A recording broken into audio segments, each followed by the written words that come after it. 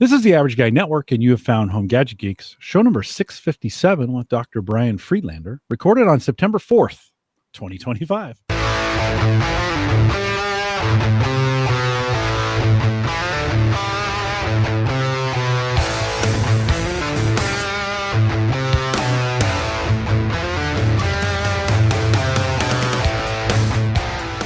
Here on Home Gadget Geeks, we cover all the favorite tech gadgets that find their way into your home. News, reviews, product updates, and conversation, all through the Average Tech Guy.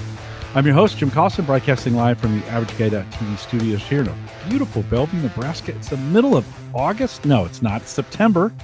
And it's, Brian, apparently, I don't know what day it is. Yeah. We are already experiencing, we had a 40-degree start this morning. Wow. Like September, Labor Day weekend, 40 degrees. That's a little early. How's weather? You're out on the East Coast. How's the weather in your neck of the woods? So in New Jersey, it was actually pretty nice. It actually went up to 80 today. We did have a severe rainstorm this evening. But the last couple of days, we've had, mid 70s and low humidity. So it's been really fantastic. Oh, that's good. Yeah, it's good. I'm kind of hoping, like, we always get this false fall that comes in and everybody gets super excited. It's going to be great. They start pulling out pants and hoodies. I mean, I have my Chiefs hoodie on just because the NFL starts football this weekend. Right. So I'm kind of celebrating that, right? But we kind of get this false fall and everybody's like, it's here. And then you get this 2 weeks of just crazy heat again. You know it's coming again, right? You'll have a couple more hot days, right? Before fall really kicks in. Okay. Yeah, awesome.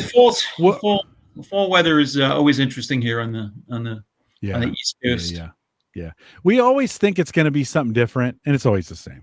Always like, this will be, anyways. Well, we'll post a show with some world-class show notes at theaverageguy.tv. Big thanks to our Patreon subscribers. If you're one of those, thank you for what you do. We just have one plan, $5 a month. If you want to jump on that team for 1 month or for as many as you want, theaverageguy.tv/Patreon.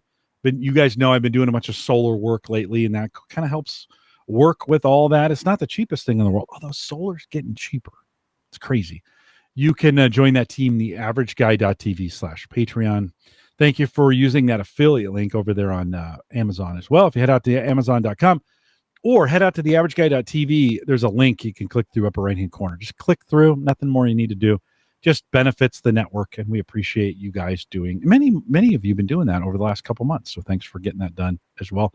And then finally, big thanks to Jay Franzi, who joined me 2 weeks ago. I took last week off just due to some commitments, but big thanks, Jay, for coming on. I always appreciate having you on there. Another friend of the show, he's back. It's been a couple years. Yep. Dr. Brian Friedlander is with me tonight. Brian, welcome back. Yeah, it's great to be back. And, I know I sent you an email because there's been, a lot of changes happening in the field, especially with all the new technology and especially AI and its influence on our field. So, I mean, for those of you that don't know me, I was a professor of education, but over the last 40 years, I also have a background as a psychologist. I've been doing assistive technology consulting and training implementation. And so, I've been in the field for a long time. And in the last year, the AI has just basically, kind of touched all the technology that I work with. And it's pretty incredible what students can do, if they have the knowledge, the right tools, and, can employ it in their workflow. It is amazing. Yeah. 2.5 years ago, last time we had you on, we talked a lot about tablets and pens and some of the technology going there. AI had yet to really break out, right? We kind of gone through the first version of AI, which had gone terribly wrong. And they were like, whoa, better pull back from this. I would think the last 2.5 years, AI has exploded onto the scene. We've talked about it a bunch here. Mm-hmm. Give us a little bit of an overview. If you think of the last 2.5 years and what AI brings to assistive technology, right? Helping people do things. Where have you really seen it be most beneficial? Well, I mean, I've seen, it's kind of impacted just about in every arena, but just to give the listeners an idea. So, I work with a lot of students that have difficulty in the area of writing. And so a lot of times I call it the white screen paralysis. They open up Microsoft Word, Google Doc, and they have to write an essay or something. And one of the tools that I've been working with students with is called AOA. That's AYOA, and it's a mind mapping tool, but it has AI built in. So if you need to write, let's say you're in an art history class and you have to write a report, let's say, or an essay about, let's say, Vincent van Gogh, you could just put Vincent van Gogh as your topic, and then the AI will generate ideas in a mind map for you about Vincent van Gogh, so that you can then, kind of take a look at, what the ideas are, and then begin to develop an essay around some of the ideas that were, maybe, created by AI, because then you can then go in, write, take notes, add citations, open it up not only in a mind map, but in an outline, reorganize it, and then import it into Google Docs or Microsoft Word. So that's just like one example. For teachers, there's a number of tools. We've been talking. Yep, that's it. We've been talking about differentiation of instruction for many, many years in the area of special education. And there are a number of tools like Brisk Teaching, Diffit, Magic School AI, and these tools will allow teachers to go in. So if you're in it, as an example, if you're teaching 10th grade history, you will have in your class students that can read anywhere, maybe from a 5th grade reading level all the way through a college reading level. And so teachers can easily create Google slide decks, study guides, podcasts, and they can change the level of the text for whatever students they need and deliver it to them in whatever format's best. So for students that learn best through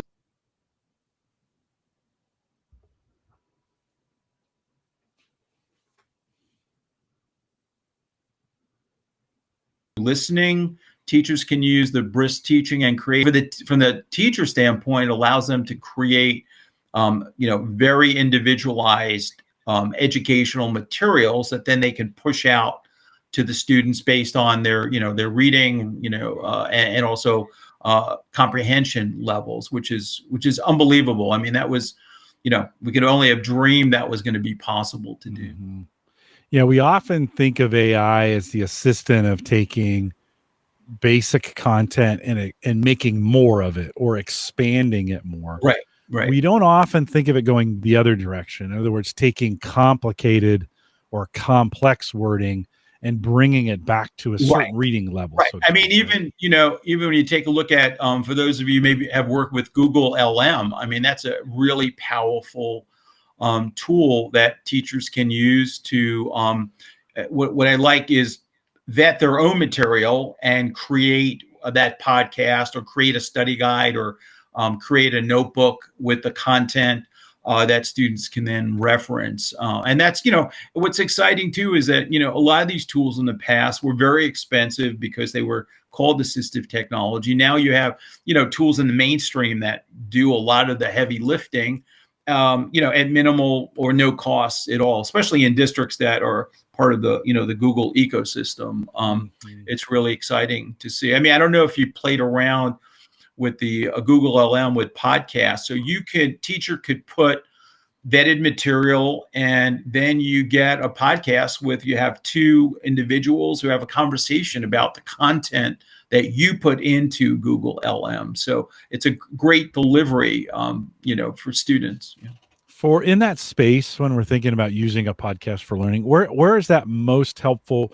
Where are the students struggling the most, where they would use that instead of reading or yeah? Well, I mean, a lot of the students I work with, they're diagnosed with dyslexia or, have a reading disability. So a lot of these students have always relied on audiobooks or audio content. So this makes it really easy in a sense, for the teacher to create, audio material, basically, just a click of a button, which is exciting. And Google LM will also create a mind map as well. So for students that need to visualize the more complex information, sort of break it down, that's another tool. I just did a webinar for a company that has mindmap.ai,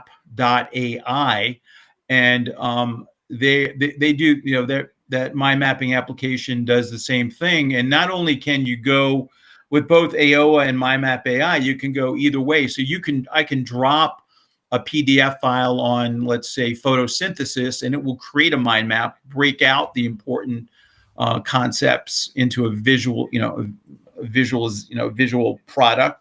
Or you can even do an audio file, or a movie, and it will basically, through AI, pull out the most important information and serve it up to the student in a different format, which is often very important for the students that I work with.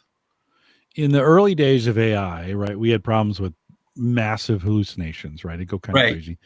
It's gotten better. Yes. But in this space that you're working in, and especially when we're thinking about assisting students who might have a reading disability or what, do you worry about one question, do you worry about that? And two, is it getting better? Talk a little bit about that. Yeah, I mean, it's definitely getting better. I mean, certainly, we do worry about, that. And I think, I mean, all the companies, Google, OpenAI, they're doing a better job at it. And that's why, I mean, I think what we're going to see is more vetted AI. And I think, Google LM at least starts out that way because it allows teachers to select the materials that it's processing. So it won't go beyond that. So I think it's going to be helpful. But I think we will see, AI sites that are vetted, by educators, by other companies that, to kind of, make sure that the information, is valid and is truthful. I mean, with anything else, I think teachers need to check it before they push it out. That's important. But companies like Brisk, Magic AI, Diffit, they're all doing, I mean, they're vetting a lot of the material ahead of time as well. That's part of their, underlying LLM. Yeah. I think there could be I'm not saying people are doing this, but there could be maybe a tendency, that's probably the wrong word, but okay, I need to feed the AI some information for my students. Where do I get that information from? I might query AI first to get it, and then you're just like, vetting is the right word, right? Yeah, I think, then you got to be real careful. Yeah, right? I mean, the other thing too is, I mean, teachers often get a lot of the publishers provide them with a lot of materials in PDF format ahead of time, so they could feed, a section about photosynthesis or a section on history and feed it in, and so that you're getting valid and accurate information. But caveat emptor, I mean, I think it's important for teachers to check to make sure at the end of the day that what they're delivering is appropriate and accurate. That's important. Have you had any experience on your side where working with AI where you've just seen it get a little liberal, so to speak, on that, not in a political sense? Yeah, I understand. But you're like, hey, I'm making up this answer because I don't want to be wrong. Have you seen that in some of the work? I haven't seen too much. It's getting a lot better. It is getting better. It really is. I mean, it's pretty amazing. I mean, not only, in terms of, the mind mapping with Google LM, even, grammar checking through Grammarly AI. I mean, those are kind of tools that are really important for students with writing disabilities. Of course, you have the other side of the formula where you have students handing in written work that's done totally by AI, which is another entire, in the workforce, we don't care, to be honest. Like, if we're preparing students to be in the workforce, right, there isn't a lot, like, at the end of the day, if it's good and it sells, good enough. Whether you created it, right. I mean, as an example, I've been working with some companies, international companies, or companies approach me who are not familiar with the U.S. market for a lot of in education, special education, and I can go into Microsoft Word and I can create a marketing plan in about a minute. I mean, with a proposal, with activities, and 6 months, and so it is pretty amazing what is possible.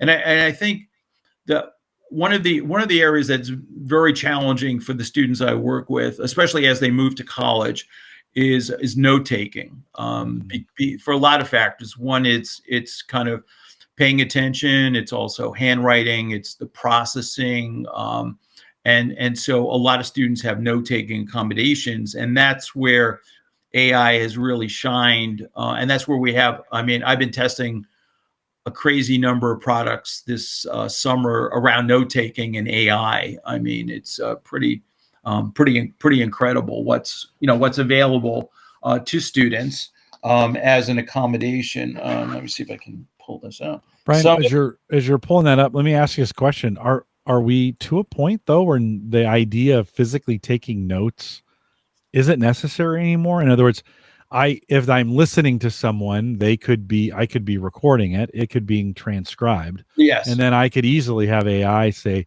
hey, tell me the most important parts of this based on that. And it'll just bring back a summary. Yeah. Me, yeah. Right? I mean, there are still tremendous benefits of, and the research supports the handwriting aspect of note taking.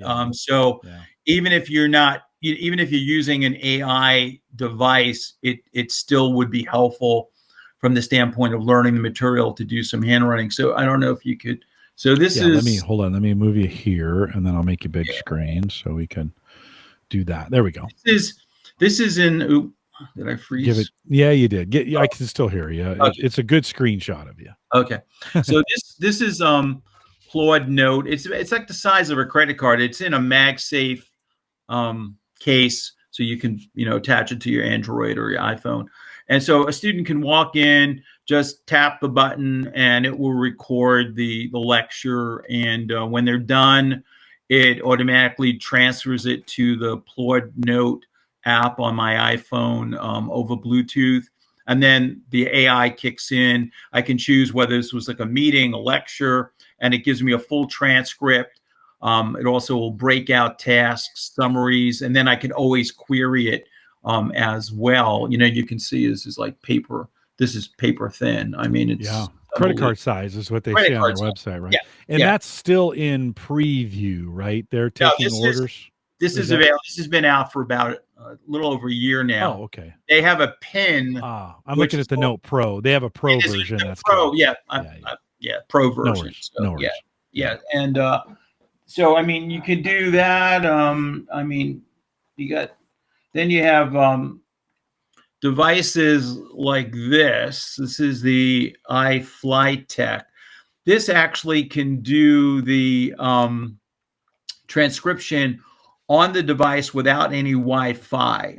It's probably not quite as good, but if you're working in an environment that doesn't allow Wi-Fi connectivity, this will provide transcripts. Then what you do is you plug this into your Mac, PC, Chromebook, and you can pull off the TXT file or the MP3 file from it.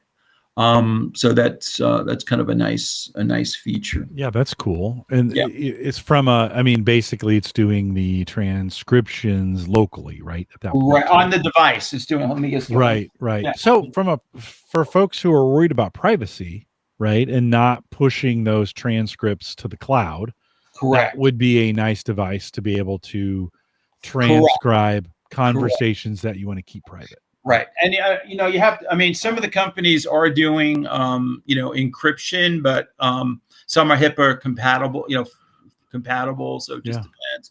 And then you have things like, this is another device from TC Tech. It's just a digital recorder. And this also, once you're done recording, the same thing, you have an app on your phone.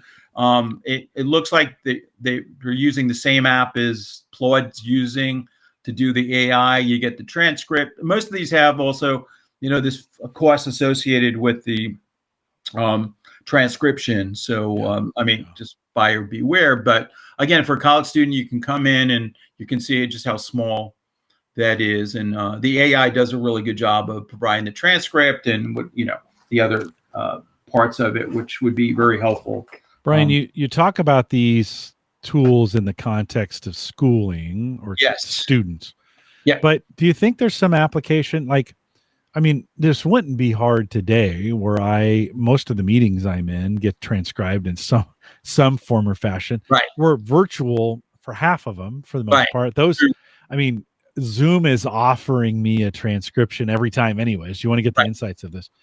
How viable do you think it is where I leave a device, and there's a couple companies doing this. There's a company called Sesame that is embedding them in glasses that's listening all day, listening to your conversations and the meeting you're in, and then at the end of the day getting a debrief, a summary. Yeah.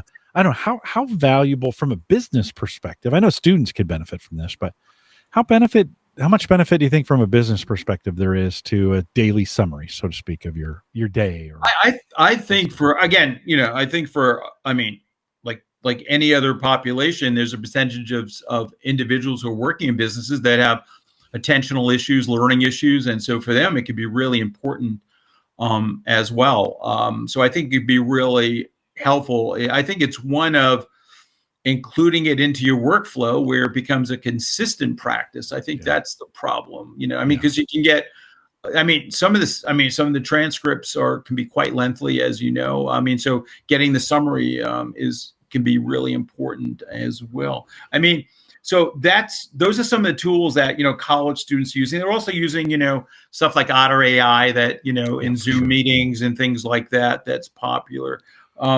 But Otter's been around. Otter, I still use Otter for the podcast. So at the end on the weekends, so this podcast, I'll at the end have it edited in minor edits, and then I have it Auphonic produces the audio version for me. I push the MP3 to Otter, and it does not just transcriptions, but it does some summary, it does some tasks. It tries to figure out some of those kinds of things. I use the time-stamped summary for podcast notes. They've been around a long time. This has been the surprising thing. Otter has been doing this a while. Yeah, they're based out of the West Coast. So a lot of the colleges and universities that need to provide notes for students with disabilities are using Otter AI in the classroom or providing licenses for them to use it, whether they're on a virtual meeting or just on their phones. So that's been pretty cool. And then some of you may be familiar with LiveScribe.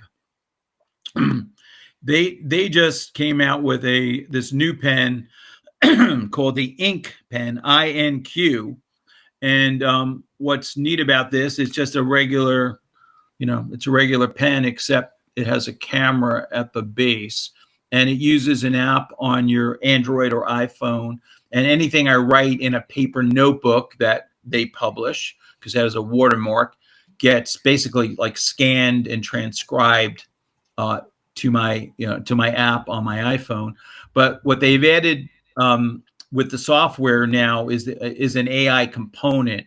So I can take my handwriting, it gets transcribed, and then an AI agent can act on my handwritten notes and provide me with a summary or suggest, I ask it some additional information based on what I wrote. So you're getting the best of both handwriting, and you can also get a full transcript, or it also synchronizes the audio with the handwriting. So you can go back to a specific location in your handwritten notes and just listen to that, let's say, part of the lecture that you want to. This just came out a couple of weeks ago, and it's showing a lot of promise. And this was a really popular tool at the university level. The previous versions had basically microphones and speakers built in, but now they've offloaded that to the smartphone. But it has increased functionality because you can interact with your handwritten notes, which is really fascinating. I see, Jim, you put up the link. Folks want to check it out. I'll have in the show notes as well as the live chat.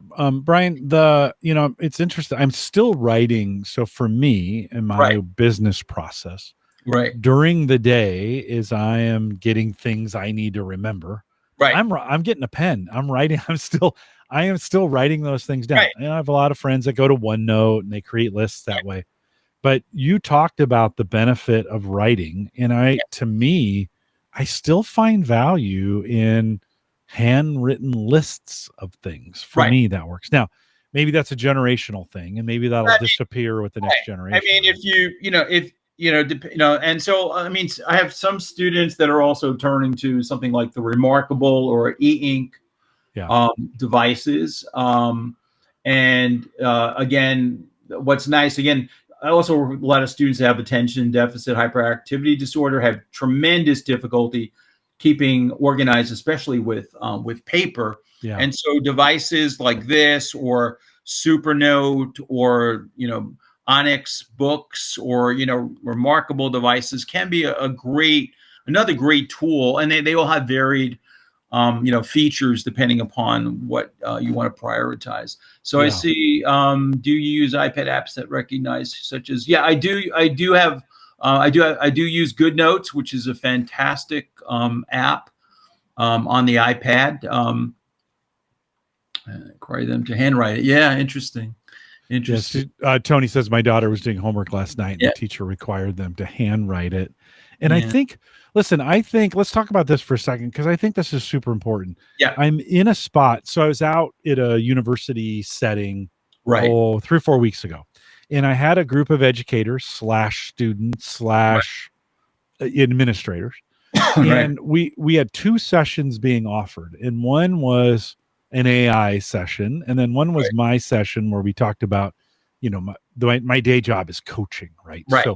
So we were talking about coaching tips and tricks, and I didn't mention AI in my title, and then they got in there, and my 3rd tip was AI, right? And Brian, there was an audible groan in the room, like it was like, oh. And I said, so I stopped for a second. I'm like, okay, what's that all about? Like, tell me what you guys are thinking here that you were groaning. And they're like, well, if we wanted AI, we would have gone to the AI session, right? I see. And so they wanted to come, they were hoping to come to, I think, an AI free session, right? So I kind of wonder, in the education space, is there a little bit of pushback? A lot of educators are caught between a rock and a hard place. Yes. They're being told, hey, students, you got to do, this is what reminded me of this. You got to do your homework. I need to see it. You need to write it. It needs to be old school. It kind of reminds me of the 70s when we started getting calculators, and everybody was like, you got to show your math, because there's going to, you're going to be at a time when you're not going to be near a calculator, and it's like, by the way, that future never happened. We always have had calculators near us, right? From that standpoint. But do you catch a little bit of the tension in your space, in the education space, between AI could do a lot of it, and yet we still want students to learn some of these things? I think. It is a real balancing act, because I mean, I think, I think the challenge is to get students to take the time to really think and reflect and process. I mean, I think what's happening is they're going from, A to B, in a nanosecond, and is like, we had to break it down and think about what we were, the process was, and now there's not that much of it. And I think that's where teachers need to kind of slow them down. And what's happening too is some teachers are requiring more work to be done in the classroom so they can really see what the student is able to do. I mean, like I said, you can have, the assignment is go home and write a research paper or write an essay about, some topic, and the kids come in and, they spend 20 seconds, on AI and wrote it for them, and so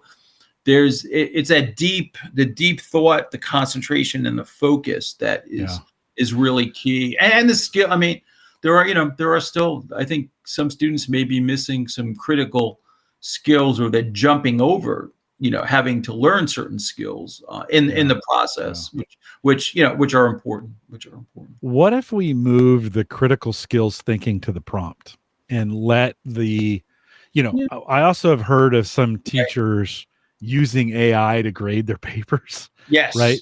right? Yes. And so you kind of think, hey, wait a minute. If it's good for the goose, it's good for the gander, right? That hasn't been said in That's 1,000 that's years, but that's probably been done for a while now. I mean, there's a lot of yeah, companies that offer that, service. I mean, you had, English teachers in a high school, they were teaching, 5 periods with 20 students, and it was like, they give them an essay. And then what happened on the other end is you had teachers who stopped giving students assignments because they didn't want to have to grade 100 right, papers, right, in right. a That'd be day. me. That'd be Uh, me, by the way. I would not want to grade. I was going to be a teacher. And I'm like, I don't want to grade papers ever, ever. Not so interested in, it's yeah, a it's a balancing act, and teachers are trying to figure out how they can determine whether the students really have the skills, or yeah. or students use them. Listen, Yeah. I would think so. This is just me thinking, Yes. dialogue with me on this one. Yes. I would think if I was an educator in this setting, I would Right. add more work to the assignments. And then I would say, create these assignments and then provide me the prompts that you used Yeah. because I want to see the thinking. Listen, I've spent a lot of time in the last 3, 4, 5 months Right. doing prompt engineering, right? In a way of thinking like, hey, how do I make this process more efficient for me? I've spent more time on prompts than I ever spent actually doing the Got because I never do the work. It was too hard. I'm like, Right. I'm not going to get into Excel. I got to write code. I'm not interested in it. Right. Now I'm like, hey, take this Excel thing, and I understand enough to tell me, join it on this, sort by that, get these kinds of things done. Yeah. I spent the prompt that I put together for this current assignment I'm working on at work Right. was Leonardo da Vinci kind of prompt thing. Like I was so proud of that prompt. Like but it caused me to think critically. Right. Like the prompt engineering caused me to think critically about the query. And by the way, the whole time the AI is trying to help me out, it's like, hey, maybe you ought to think about it this way, Yeah. kind of thing. Like, But you know, that's true. I mean, I had pulled like a database of supervisors in a county from a county directory, and then when I brought it into Google Sheets, the information was wrong, and I was able to, with Gemini, create a formula to separate the text in the column, and it was amazing. It took me about 10 minutes, but yeah, I created the prompt to figure it out, to pull it out into its own. Yeah. I just wonder if there's some opportunity from education standpoint because in the business we don't care, to be honest. It's like there's no Right. showing your work. Like, what did you create? And the cooler it is with the less time, like it's better. Like we're rewarding the folks that are doing this Mhm. who are doing more in less time. Again, Right. the output is at the end of the day in business, what sells, right? Correct. And if it sells, who cares how you got to it, right? Yeah. From that Yeah. standpoint. But But I do wonder in prompt engineering if there's some when you're thinking about critical and listen, I'm not debating critical thinking skills with you because I value them as well, right? We need to be able to think critically. But I wonder if we need to back up the process a little bit and right. instead of thinking critical thinking being on the output, the critical Right. thinking is done on the input, right? Yeah, that's an interesting perspective. It Yeah. is. Yeah, Yeah. it is. So I want to show this is not out yet, but this is brand new. This is the Flotica Scribe. It's a pen, as you can see. So this is a digital audio recorder, and it has a button over here. So to start the recording, you just tap the top knock here. And then when you're listening, so you can write handwritten notes, but when you're listening, if you think something's important, you just tap the button here.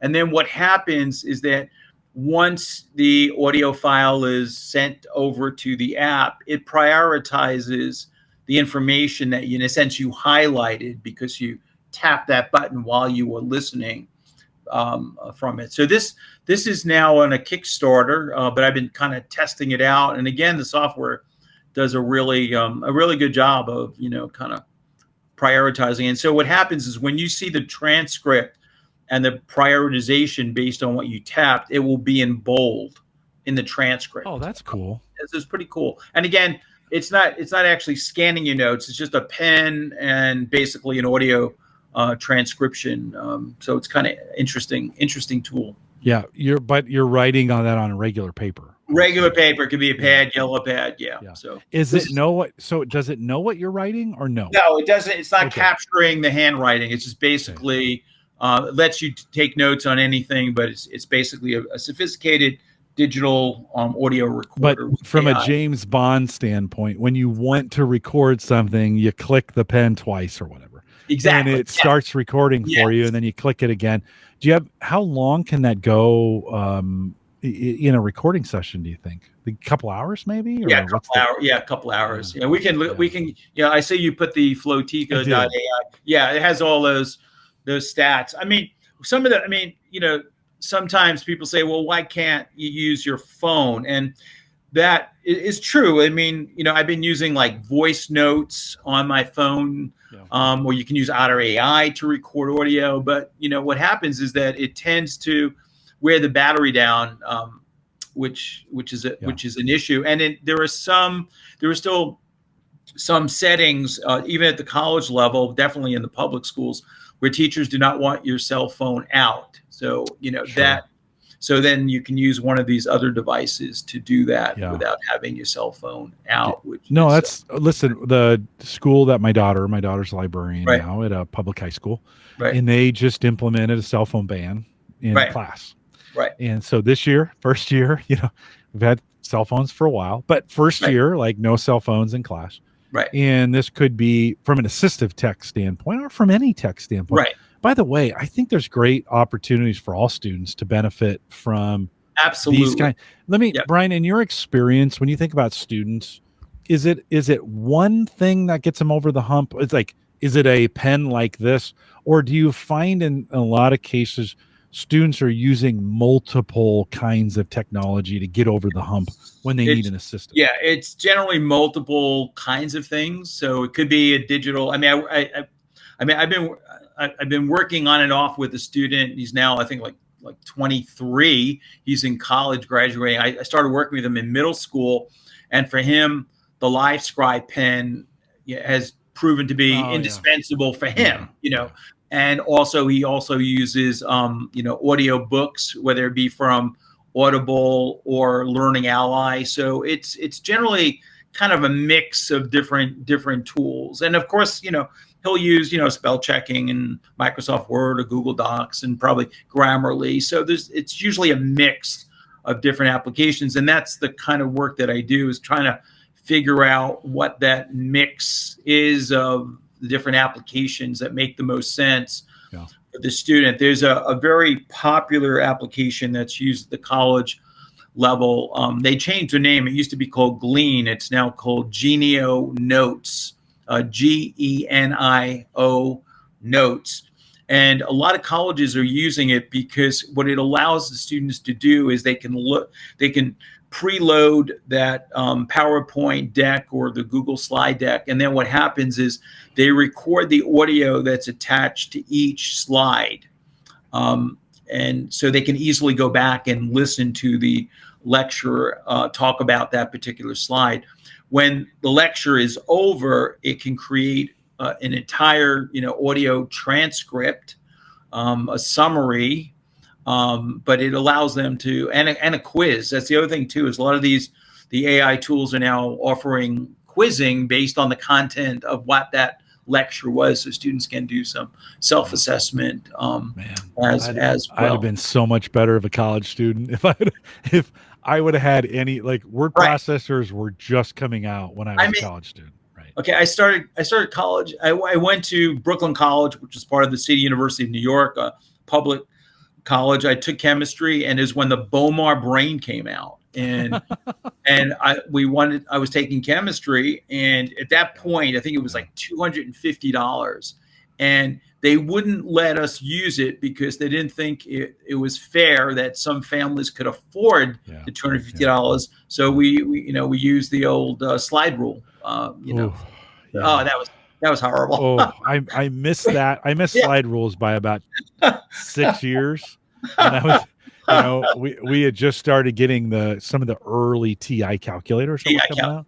Yeah. And so, yeah, I kind of missed they were still talking about it. Some of the old teachers were still talking about it. So Brian, let me ask you this question. So when we think about AI, you've mentioned Grammarly a couple times. Right. And sometimes I'll take some written content. Just today, I took the contents of one of our newsletters and I dropped it into ChatGPT and I said, hey, summarize this for me in a paragraph, right? Did a great job. Right. So boom, quickly done. I mean, I could have done that, but quickly done, boom, boom, boom. Right. Then I took that and before I could even move it, Grammarly had an opinion of it. And it was like, hey, because it's embedded in the web browser and I have Grammarly associated with it. And then it was like, that's not right. And I changed a word and then the ChatGPT was like, no, it needs to be this word. And sometimes I'm seeing in the work that I'm doing, I'm seeing a difference in opinion between AIs, right? Even on grammar, the way, right? Sentence structure and grammar and some of those kinds of things. Do you think, I mean, think about it. You might have a friend say these are all friends of yours. They all might have a different opinion about the way a sentence should be structured, right? They've got some kind of learning model that they used.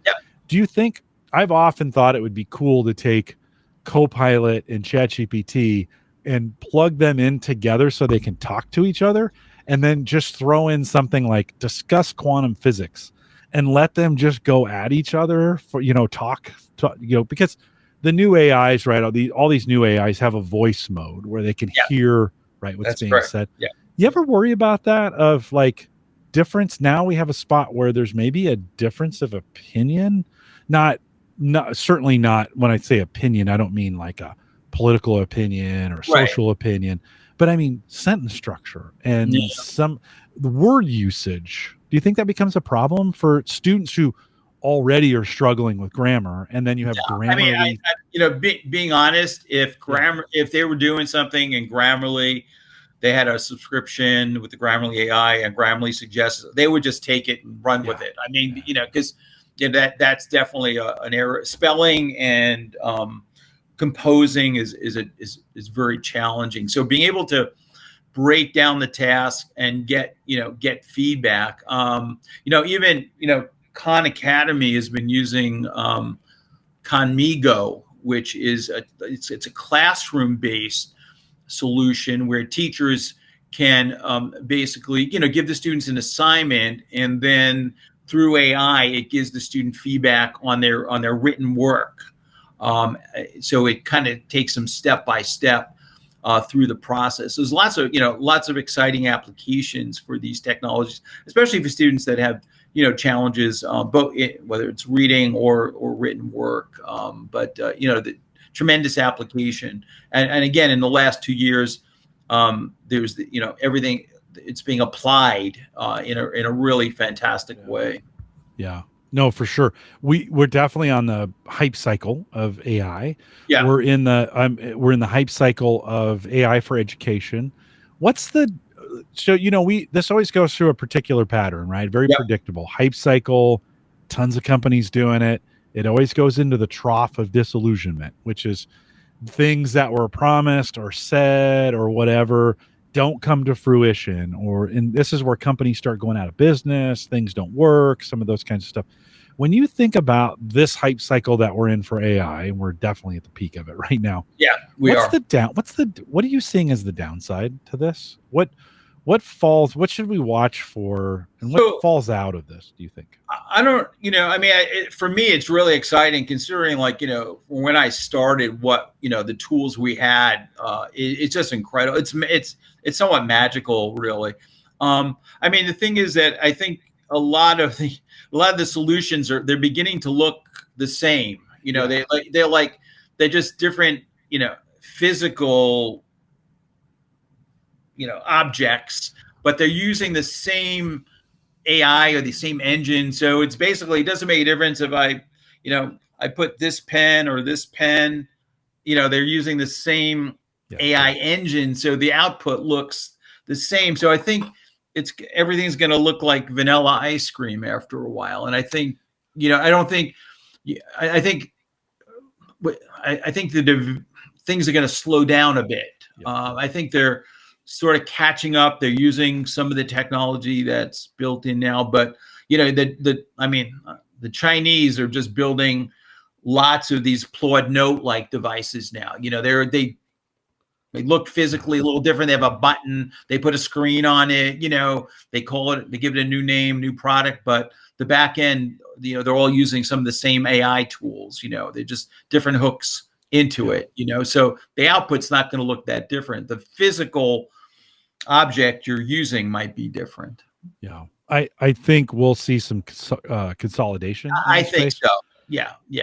These companies will all start buying each other, and they'll consolidate down into just. Yeah, I think the big thing for the end user is sort of the cost. So right now, some of these companies are charging premium for the subscription, the AI translation services, and so we'll probably see that come down at some point. So that may be a barrier for certain students, and for some of the solutions where there are costs associated with AI services. Well, come down or go up. I mean, it could go up because this stuff's not necessarily cheap to do.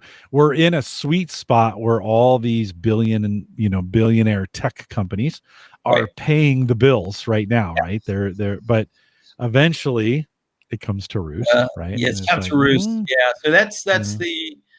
But I mean, like I said, I think in the area, especially giving a lot of the tools too, we get, a lot of teachers now have some really powerful tools that they can make a big impact on instructing students that have neurodiverse learning styles. And I think that's really important. And how do we train or work with the teachers, to give them the skills, the AI skills, the instructional skills, and the strategies to utilize some of these tools that they can provide, quality, instruction for students that need tasks broken down or concepts broken down, so that they're more comprehensible is really important, really important. I haven't thought of this until you said it, but in ChatGPT and OpenAI's version, I have the ability, and some of them they're starting to do this, but I have the ability to put a text file, or there's a text section where I can tell it some things about me. Do you think if I listed, as an example, and I'll just speak about me, that I might have some ADHD tendencies, right? That I struggle in the area of dyslexia, which I do, and I have no focus. Okay. Do you think I could tell? I don't. It's horrible. Which surprisingly, though, makes me a really good podcaster, because I'm always in the moment for what's happening right now. Right. I'm always listening. And it's highly stimulating. So for sure. Yeah. No, it works great as a podcaster. But do you think I could tell the AI that? And would it in your experience, could it custom build its inputs back to me, or the way it works with me, knowing those conditions, knowing those diagnoses, to give it responses that might be different for me based on those conditions that I might have? Any thoughts on that? Yeah. I mean, I think, that whole idea, the prompt engineering, would be, you can definitely utilize. I think it'd be interesting to, to take a look at that. One of the things I've told it is, like, always ask me 2 questions that make me better, that create a better prompt for me when you're done. So it gives me the answer, and then it gives me 2 prompts to say, hey, what about this? And what about that? And then I get a chance to rewrite the prompt based on or tell me how I could do this better. Like, how could I have done? I did this long process, and I was like, boy, that's a long time. Is there a way I could have done this better? And it was pretty opinionated about, like, you could have just asked for this in the beginning. And, for some students, I mean, even if they wanted to try this too, if they took some handwritten notes in a class, they could, certainly take a picture, upload it, have ChatGPT or Copilot, transcribe it, and then ask it questions like, do you think I missed something in reference to this concept or idea? Kind of fill in the blank. So there's lots of different ways to approach this. And I think, I mean, what's exciting for me too is, the ability to, take a video and get a transcript, or take an audio file and get a transcript or a summary, or just, get a mind map. I mean, it's just, the ability to take different formats and change it is really important for some of the neurodiverse students that I work with. Yeah. Brian, in the early days of AI, it had some problems. It went off the rails. It got racist sometimes. It would get angry. It would fight you, right? I think they've built some rails right Yes. now to keep it from doing that. But there is some complaining going on in the AI space that AI is now too nice to you, right? It's not critical enough. It Right. doesn't like you, it always tell you the answers you want to know.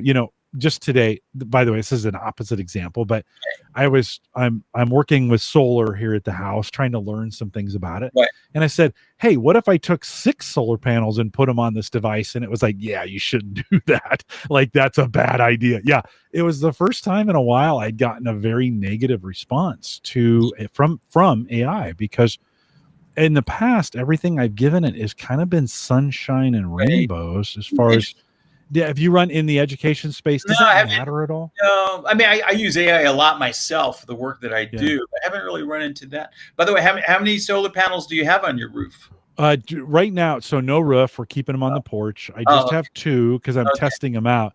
But Okay. just today, I was Yeah. asking ChatGPT.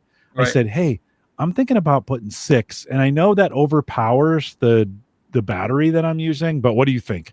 And it was like, "You should definitely not do that." Yeah, I we was have like, "Wow, we okay." have 11 panels on our roof. How many watts are I, those I'm panels each? Do you not know? sure. And then we have two, and then we also have 2 Tesla batteries in our garage that Nice, can nice. offload the power. So we can go Yeah, about maybe I mean, without yeah, any sunshine, we can probably go 3 days, which is, we occasionally hear what happens. A tree comes down on the wire and, yeah. we're out of power for 3, 4 hours. So that gives us, some peace of mind.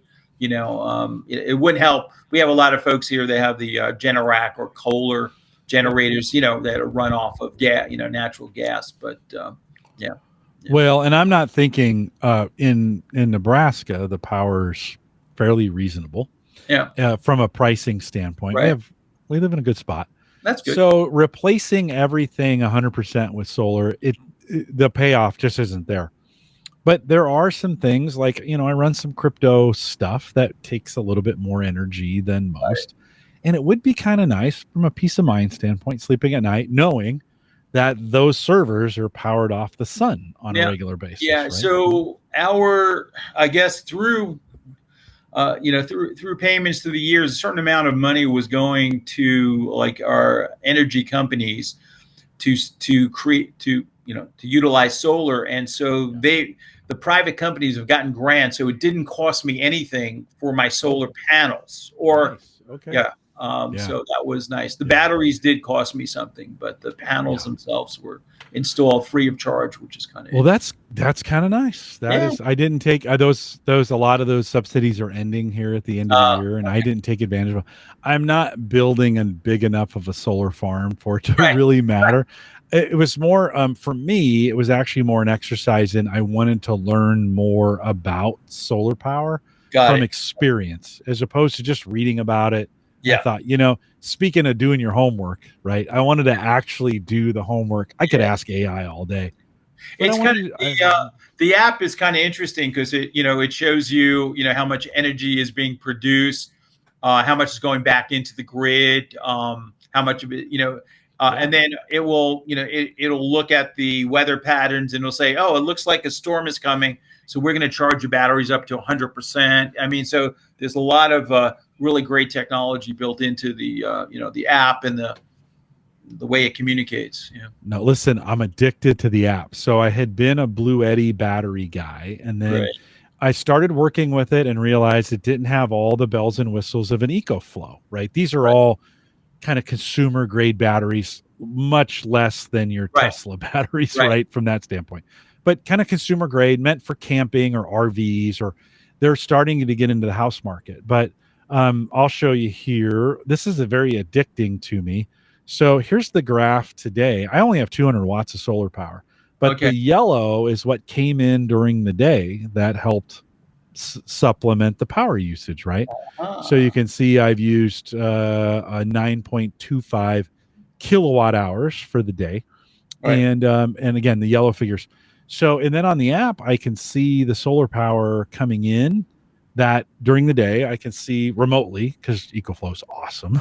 Yeah. I can log in on my app and see, hey, where are my solar panels at right now? There's something addicting about watching the sun charging your batteries, so to speak. Right.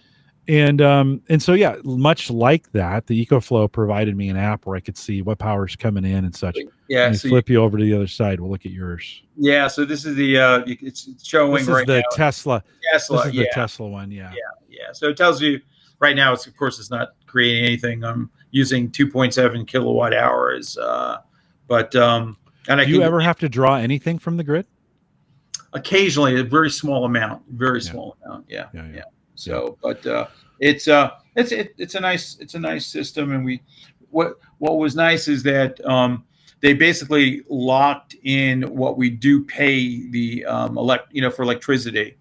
We do pay a small amount, but it doesn't make it doesn't make a difference if we're we're running the air conditioning, all day and night. It's still going to cost us like $60 a month, which is nice. Yeah, so it's nice. Yeah. Well, it's interesting. Is when it's the hottest and the sun is out, that's when you want power for your air conditioner, right? So some of those things kind of offset. But I have certainly going with the EcoFlow battery in the app. It has been such a much better experience to help me understand the other point, or the other thing I'm thinking about, is where do I put those solar panels to get the maximum maximum sun usage. So rather than, there's some stuff you could do to kind of figure it out, but I'm like, you know what, I want to get some live data over the fall here, and I'll just see I'll just test it for what I have. And that's super cool. Brian, anything else from a gadget perspective that we missed in your cache of devices there?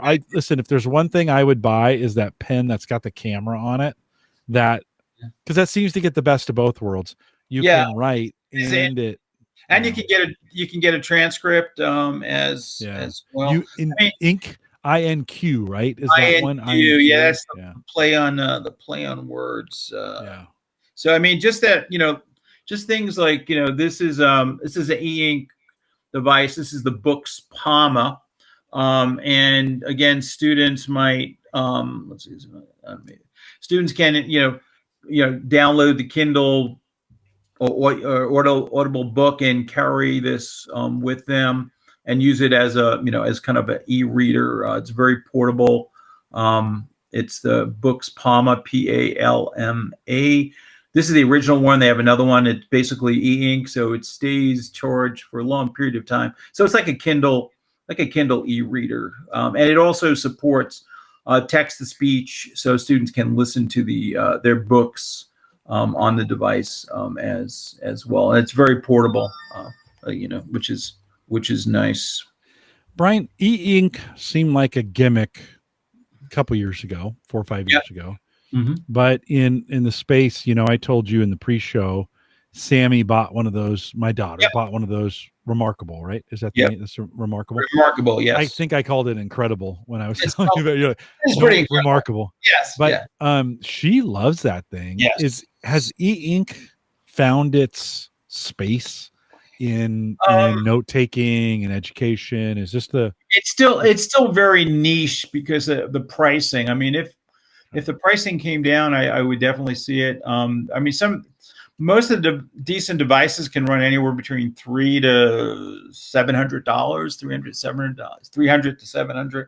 And so a lot of people say, well, why would I buy that, as compared to an iPad that I can buy for $300? I mean, so that's the thing. It's a niche market. It is growing. There are some new companies coming into the field. I think Remarkable probably has the brand name recognition, as far as, but there are some really good, note-taking products. I mean, the writing feel is fantastic. I mean, the Remarkable now has total searchability of your handwriting, so you can search, on any term that you think you may have written a note about, with a Connect subscription. Supernote, Rata Supernote is another excellent device that has very unique features for people that are serious about taking notes. The feel and some of the features, for creating keywords and searching, is really, they're on top of their game. But it's still a niche market. e-ink does well, not only selling to, Amazon for their Kindles or for these e-readers, but they're used as for point of sale displays. Like if you go into like Kohl's, they're using e-ink, to display prices. There's also now color color e-ink devices that are being used for transmitting, photographs and pictures and, directional signs, bus depots, things like that, because they're very low energy.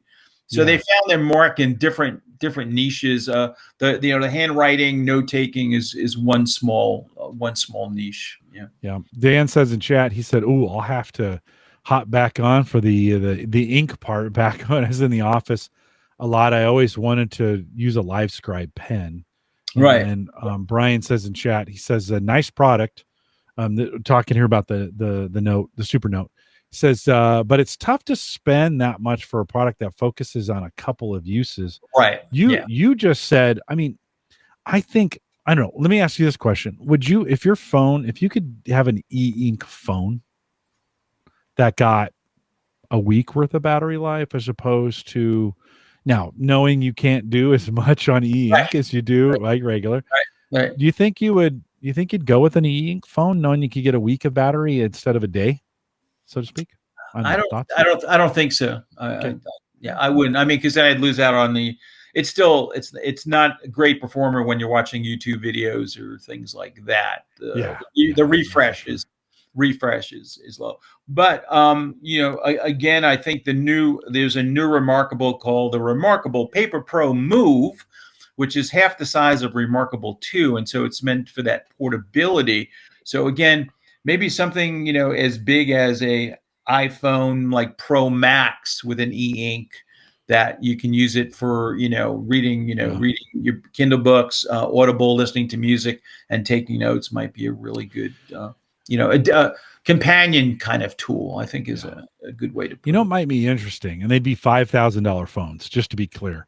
But you've got your traditional up front, and then I've been just the other day I saw a friend who had a fold, fold. Yeah. But instead of it folding from behind, I could just open this part up, and the back side of the phone would be e-ink. Yeah. Right? I think I've seen a couple of Kickstarter. I don't know if they ever finished up, but that was definitely super expensive. Yeah. It'd be super.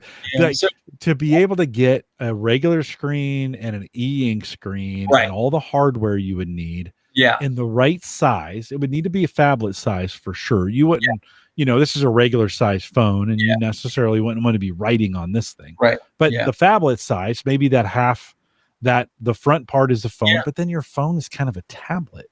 And you're kind of like, I don't know, that maybe I'm barking up the wrong Dan way. said that the Supernote looks like Remarkable, very cool. Yeah, it does. It has a little bit different writing experience, but the Supernote Rata, they really focus in on adding really important features for taking notes. And not only can you search your notes, you can create keynotes, you can create headers, and then basically create like sort of a table of contents of your notes. So they're really focused on the note taking, not so much as the maybe reading of books. You can import PDFs and do some annotations, but it's primarily a note taking tool. Yeah, e-ink from a reading standpoint is pretty good, though, right? I mean, that is a good application. Yeah, it's interesting because some of the companies, the purists like Supernote, they don't have a any kind of front light or backlight mechanism, because they want to keep it as kind of true a writing experience as possible, because the light adds another layer between like this tip and what you're writing, the substrate that you're writing on. So some, the Supernote Paper Pro and the Pro Move do have lights, front lights, just like the Kindle Scribe does, which again makes for a better reading experience. Actually a lot of folks who are using the Supernote, you can side load and transfer information to Obsidian. I don't, but there are a number of folks on YouTube who actually show you how they can take their notes and move them into Obsidian to create that second brain experience. Yeah. I'm after this conversation, I might be convinced I might be an e-ink guy for my notes at work. Like, I'm still writing. Right. I don't necessarily need them to always be transferable to an electronic source. But there may be moments. Sammy was showing me some things on her Remarkable where she's like, hey, you can do this and that and this kind of thing. That may be an area where because with e-ink, I could probably completely get away from paper. I still keep, and I have a whole bunch of them behind me. Right. I still keep half-size notebooks, and I still use those for daily tasking. And the other thing too is you probably, in your work, you fill out a lot of forms. And so like when I was at the university and I was interviewing students for the program, I would just import my interview form in a PDF format. I would fill it out with my handwritten notes, and then I'd send it off to the registrar, and we'd be good to go. So from that standpoint, it's very powerful. And you could also, with a Connect subscription, you can always turn your handwriting into text and then send it to your computer and do what you have to with it. Yeah, I don't, I could just type it in if I wanted it in my computer. I think sometimes, to your point, my daily tasks are written and my writing is typed, right? Now I separate those two. Right. Now the Remarkable does have a you can purchase a basically a keyboard component that connects to it if you want to use it for that purpose. And things like the Supernote, Onyx books, you can always connect a Bluetooth keyboard if you wanted to type. Yeah. Look at right here. These this is, by the way, a 8x11 piece of paper folded four ways. And then I tear it, and I have 4 pieces of notes that I keep down here at the desk. This is the size I like. You can see the notes on the left and some other notes on the right. I don't know. I just for daily tasks and things like that, I'm definitely a writer. I don't listen. I could, Brian, there's 1,000 ways I could keep lists digitally. I resist it. You know? So I see Anthony said that he realistically just needs syncing of OCR PDFs and English. EN does it best with its mail to feature. Yep. Yeah. So I mean, the Remarkable does a good job, too, as well as you can take, PDFs, import them. They have an app for that, or just you can actually scan it using the app as well. Then you can complete them, email them, do what you want with it. So it's kind of interesting. Yeah. It is an interesting, I guess my point is, and all that is, we all have a unique style. Correct. Of the way we are productive. Yeah. And kind of hacking that productivity engine inside of us to say, hey, what gets it to be more efficient, or what gets it to be Ryan, in your case, I think for notes, for me, that writing feature, we know from research that when you write it down, it has a different, at least for me, it has a different connotation than when I type it out. And so writing it down makes it, I almost got to commit to it when I write it down. Is when I type it out, I'm like, well, maybe. But, as you see, I have access to a lot of things, so I kind of choose different devices. I mean, like in the evening, I sort of journal, reflect on my day, and put tasks together using my Supernote. But when I'm in meetings and I do have permission to audio tape, I'll use the LiveScribe pen, because I can then use the AI component afterwards. I mean, and the workflow is important. Like I was on a business call talking to a new company and possibly being able to consult with them. So I took notes with my handwriting. They were transcribed, and then I can interact with the agent. And the agent was able, I said to the agent, can you tell me 5 activities that I can do for this company? And it just, so like that saved me a lot of time and then I could just basically copy and share the text and put it into my proposal, so those are just depends on what your workflow is, and how you intend to use it, yeah. I got a question today from a customer asking like, hey, I'm coming back to this coaching thing. What are some tips? And right. like, that's not rocket science. I just Right. asked, hey, ChatGPT, what are some tips like for this person and it was, I read them all and they Right. were all really good Really good. suggestions. I know. And you're just like, here you go. And they're like, oh, thanks. I'm like, Yeah, by the right. way, I wrote that with my friend, my ChatGPT friend. Like, just to be clear, these aren't my ideas, right? As I share with you, I was putting together a marketing plan, and in my prompt, I put certain things, and it just it nailed it to a T. It even mentioned the name of the conferences that they should be exhibiting. I took it out because I wanted, that's my intellectual property, Right. But it was like right on target, right on target. Yeah. Jim Shoemaker, we'll wrap this up with this. He says, my needs are pretty simple. OneNote. And you know what? This is sometimes in the gadget space. Listen, Yeah. I've been doing this gadget podcast for almost 15 years, right? Right. And sometimes we're looking for a gadget to meet a need that isn't really there, Yeah. And so I don't want to in some cases, I don't want to complicate Right. something to be more than it should. But Right. certainly I always encourage folks, hey, find the system that works best for you. Absolutely. That doesn't mean it's great for everybody, just to be honest. Sometimes in this tech space. But I have a tremendous love for fountain pens. And so sure. I do use them occasionally, for writing letters and taking notes when I'm feeling up to it. But having notes in a digital format is really important to me. One of my favorite pens is this Gallup pen where I work, and it's got it has ink on one side and then a highlighter. Beautiful. Priceless. Beautiful. I have had these down on my desk for maybe 5 years. I'm just going to say I have 2 of these. For whatever reason, I can't lose them.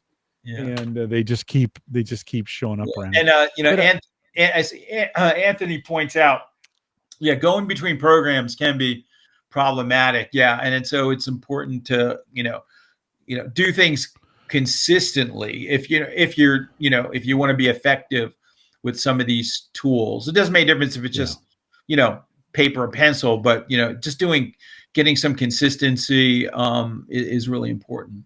Yeah. Yeah. Dan says it, and I'll end it on this one. He says sometimes less is more, as they say. And I think that's true. Sometimes we can get so into solutions. Correct. And we have so many products, and then you're like, hey, I'm trying to integrate this in with that and make sure this digital piece comes over here and then this and that. And you're like, you could have done that with a piece of paper. I know. Like, well, okay. Well, but at the end of the day, I was going to say, sometimes we fight over like what's best. Oh no, this is best or that's best. Well, what's best for you, friend? Like what is it? What works? What's the, what's the thing that works for you?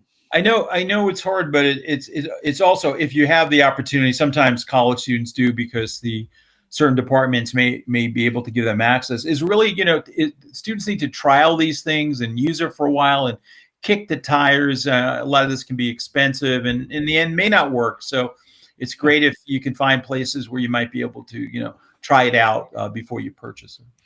Brian, 2.5 years ago, last time you were on, I asked you this question at the end of the show. I'll ask you again. As you look ahead, what are you excited about? Like, what's the future? What has not made it to us yet, but you're seeing signs of in this area that are interesting you, that we may not be publicly available yet? Anything? Yeah, I mean, there's a lot of work being done, maybe not so much with the students I work with, but in the area of brain research, where you have basically individuals where they actually connect basically sensors underneath the scalp for brain control, where people, if they who are locked in, can basically do word processing by just thinking of the words and then coming out. So there's a lot of that kind of work. And then with AI, it's going to get better as it predicts the words that they're thinking. So it's kind of interesting that their brain, even though they can't motorically write or speak, the brain still fires. And so some of this technology can pick up, the words that they're thinking. So I think we're going to see a lot more development in that area. Makes you kind of wonder if Stephen Hawking's isn't like, oh, if I just had lived, if I just been born 30 years later, think of what we could have gotten from him. Yeah, it's pretty amazing. I mean, I thought, years ago when I first saw like word prediction, I was blown away. And then, the AI technology just takes it to a whole new level. Yeah. No, helpful from that standpoint. Brian, thanks for taking a few minutes tonight to join me and to get caught up with you. Hey, if folks want to follow you, I'm sure you're still doing stuff. Where can folks find you if they want to dialogue with you? I've been doing a lot of work on LinkedIn. I do a lot of posts. They also have my emails, brian@assistivetech.com. They can get in touch. And I do, just for folks in your, who are your listeners, I mean, I do webinars and presentations for school groups, parent organizations. And so if anyone's looking for a speaker on assistive technology, you can certainly do that virtual. And I'm on LinkedIn, almost daily. Yeah. I'll find you there and dialogue with you. Super friendly. Thanks for taking a few minutes to jump in. Great to catch up with you. Let's not make it 2.5 years. Listen, the invitation is still open. When you have got something to talk about, shoot me a note. All right. It's always good. Can you hang around while I close it up and then we'll let you go? Okay. A couple reminders on the way out for folks. One, if you want to join us in the conversation around the Discord group, you can join that today, theaverageguy.tv/Discord. If you want to send me a message, you can always email me. That's probably the easiest way to do it, jim@theaverageguy.tv. And then don't forget the averageguy.tv platform, both web and media hosting, which is important, web and media. Powered by Maple Grove Partners, get secure, reliable, high-speed hosting from people that you know and you trust. And that's Christian. By the way, Christian's back on the show September 25th. So a couple weeks from now, we'll be taking next week off for 9/11. I just thought I know it's been 24 years, but I thought it'd be good not to podcast on 9/11. So we're taking that time off next week. Brian, you were super close. You lived in New Jersey when that happened, right? Or were you there? Yeah, I was working in a school, and you could see the smoke from New York, in the skyline. It was the most beautiful. It was the most beautiful day. It was a gorgeous day. It was a gorgeous day. Yeah, I was heading into the school building when we heard what happened. Yeah. No, it's funny. I can remember I was driving from our offices at 45th and Dodge to 132nd and West Center. It's funny how you or 132nd and West Dodge. It's funny how you remember those details. And I remember I heard it on the radio first, and they were saying, "Oh, a small plane has run into the the World Trade Center," and then of course we didn't know at the time. And by the time I got to the office and we'd been there a few minutes, we watched live the second plane strike the building. I know. So no show next week for 9/11. It just felt like it'd be good to have that night off. We'll be back again on let's see what the date is. We'll be back with on the 18th with Miles Spencer from Reflecta. And so it's an interesting one. You want to come out live for that one. This, Brian, is where you can take memories and words from someone who's passed, right? They'll recreate that person for you if you have recordings of them. Wow. No, I saw these guys a couple years ago and it wasn't quite ready for prime time. They reached out to me and said, "Hey, can we come on and talk about it?" And I'm like, "Of course." That's cool. So Miles Spencer, I forget what his position there, CEO or something, is going to be joining us on the 18th and on the 25th. Christian joins us again. We are live every Thursday, 7 p.m. Central, 8 p.m. Eastern. Those are the times we're going to stick with. And love to have you come out again. Off next week, back on the 18th. Brian, again, thanks for joining me. Appreciate you being here. Always great to have you. For those listening live, thanks for coming out. And with that, we'll say goodbye.